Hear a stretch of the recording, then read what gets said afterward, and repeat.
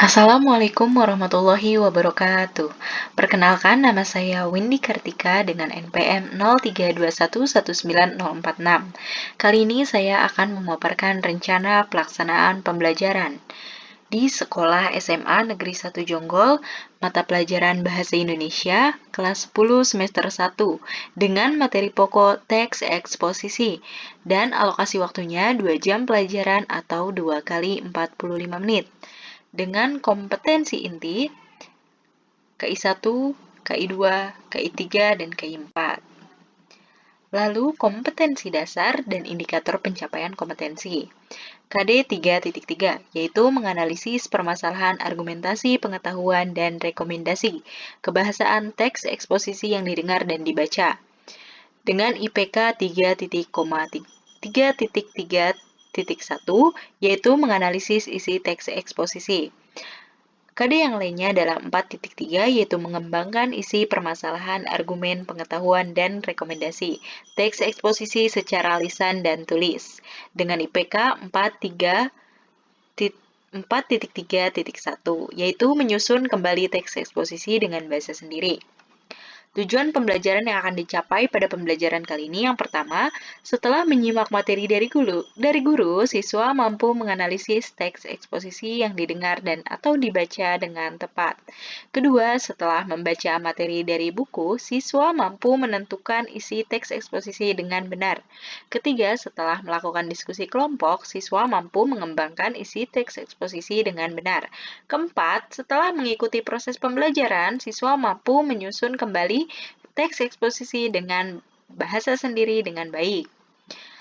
Adapun nilai penguatan pendidikan karakter, yang pertama tanggung jawab, kedua kreatif, ketiga kerjasama, keempat jujur, dan kelima mandiri.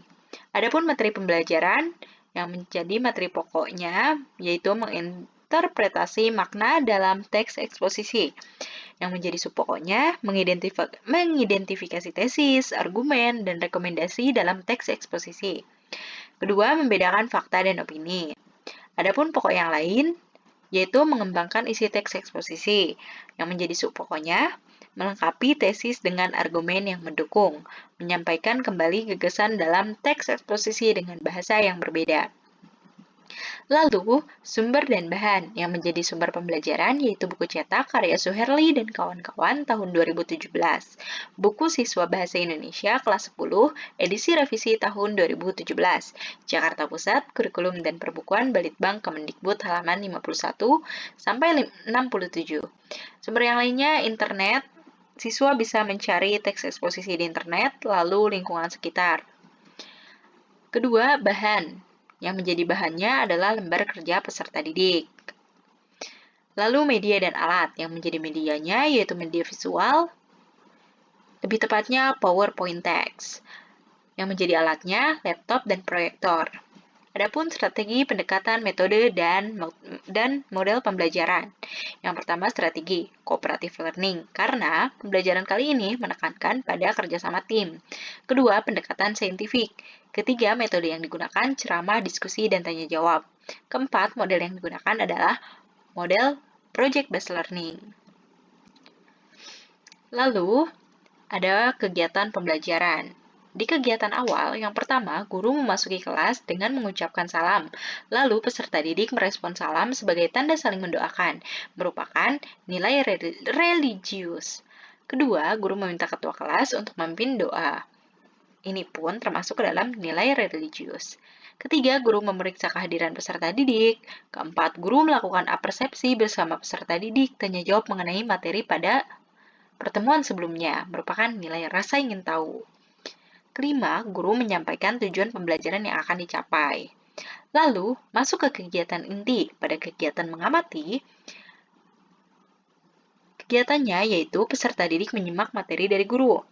Lalu, peserta didik mengamati contoh teks eksposisi manfaat bursa efek pada PowerPoint teks yang disajikan oleh guru.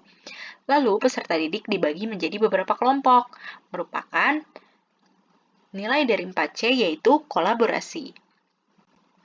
Kedelapan, guru menugaskan peserta didik untuk membaca buku sumber untuk mengaitkan teks eksposisi yang ditampilkan, merupakan literasi kemandirian.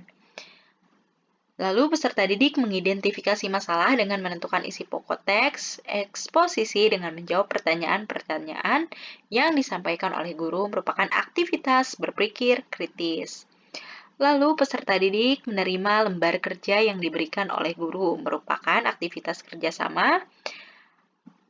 Lalu masuk ke dalam prinsip menanya.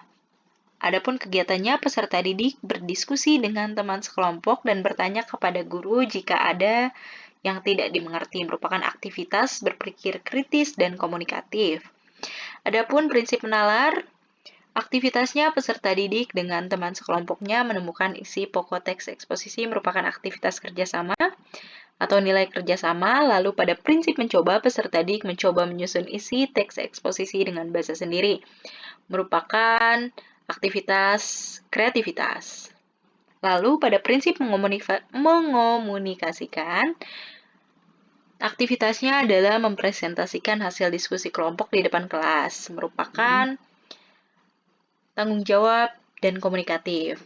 Lalu, kelompok lain menanggapi hasil presentasi dengan mengajukan pertanyaan ataupun memberi masukan, merupakan komunikasi dan berpikir kritis. Lalu, guru dan peserta didik membuat simpulan bersama mengenai teks eksposisi. Ini termasuk ke dalam kreativitas. Lalu, masuk ke kegiatan akhir. Aktivitasnya, guru memberikan lembar post-test untuk dikerjakan oleh peserta didik, merupakan kemandirian dan kejujuran.